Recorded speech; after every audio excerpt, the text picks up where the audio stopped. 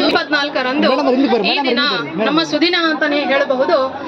ನಮ್ಮ ದಮ್ಮೂರು ಗ್ರಾಮ ಪಂಚಾಯತ್ ಇಲಾಖೆಗೆ ನಮ್ಮ ಗ್ರಾಮ ಪಂಚಾಯತ್ ದಮ್ಮೂರು ಇಲ್ಲಿಗೆ ನಾವು ಹರ್ಷಚಿತ್ತರಾಗಿ ಈ ಒಂದು ಸಂವಿಧಾನ ಜಾಗೃತಿ ಜಾಥಾವನ್ನ ಬರ್ತಾ ಇದೆ, ನಾವೆಲ್ಲ ಸ್ವಾಗತಿಸಬೇಕು ಅಂದಾಗ ನಮಗೆಲ್ಲ ಖುಷಿ ಆಯಿತು. ನಾವೆಲ್ಲ ಹರ್ಷಚಿತ್ತರಾಗಿ ನಮ್ಮ ಮಕ್ಕಳು ಕೂಡ ಶಿಸ್ತುಬದ್ಧರಾಗಿ ಸ್ಕೌಟ್ಸ್ ಮತ್ತು ಗೈಡ್ಸ್ ತಂಡದವರು ಅವರು ಮೇಳಗಳೊಂದಿಗೆ ತುಂಬಾ ಸಂತೋಷಕರವಾಗಿ ನಾವೆಲ್ಲ ಈ ಒಂದು ಜಾಥಾವನ್ನ ವೆಲ್ಕಮ್ ಮಾಡ್ತಾ ಇದ್ದೇವೆ.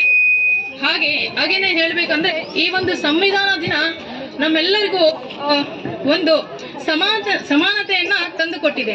ಅಂದ್ರೆ ಈ ಒಂದು ಸಂವಿಧಾನದ ಸಮಾನತೆಯನ್ನ ನಮ್ಗೆಲ್ಲ ಯಾರು ತಂದುಕೊಟ್ರು ಅಂತ ಹೇಳ್ಬೇಕಂತಂದ್ರೆ ನಿಮ್ಗೆಲ್ಲ ಗೊತ್ತಿದೆ. ಯಾರಾಗಿರ್ಬೋದು ಅವರು?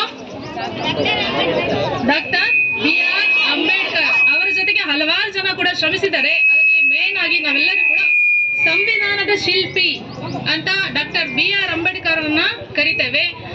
ಅವರ ಒಂದು ಸಂವಿಧಾನದಲ್ಲಿ ಪ್ರತಿಯೊಬ್ಬ ಪ್ರಜೆ ಕೂಡ, ಈವನ್ ಸಾಮಾನ್ಯ ಪ್ರಜೆ ಕೂಡ ಯಾವುದೇ ಹಂತಕ್ಕೆ ತಲುಪಬಹುದು. ಉದಾಹರಣೆಯಾಗಿ ಹೇಳ್ಬೇಕಂದ್ರೆ ನಮ್ಮ ದೇಶದ ರಾಷ್ಟ್ರಪತಿಯಾದಂತಹ ದ್ರೌಪದಿ ಮುರ್ಮುದವರು ಒಬ್ಬ ಸಾಮಾನ್ಯ ಬುಡಕಟ್ಟು ಮಹಿಳೆ.